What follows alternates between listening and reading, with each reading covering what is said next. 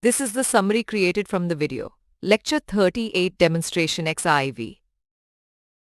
The presenter demonstrates applet programming, showcasing how HTML documents can host and interact with applet code through the use of the applet tag. The applet tag in the HTML page has several parameters, with width and height controlling the display size of the applet within the browser window resolution. The codebase parameter specifies the location of the applet's class file, allowing access from local or remote directories, while the archive parameter enables bundling required files into a single jar for efficient execution.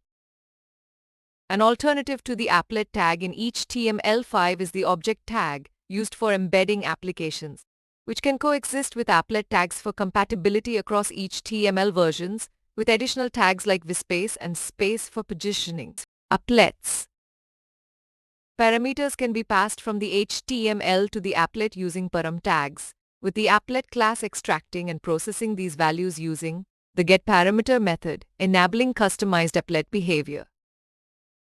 A calculator applet demonstrates the use of buttons, text fields, and layouts, with event listeners handling button clicks and performing operations, while a banner applet displays text passed as a parameter from the HTML. The key takeaways highlight the interaction between applets and HTML content, the role of codebase and archive parameters, the HTML5 object tag alternative, and the ability to pass parameters from HTML for customized applet behavior. Combining applets and HTML enables powerful applications, with applets offering interactive features and HTML providing content hosting and customization through parameter passing. Please stay tuned for more summary videos.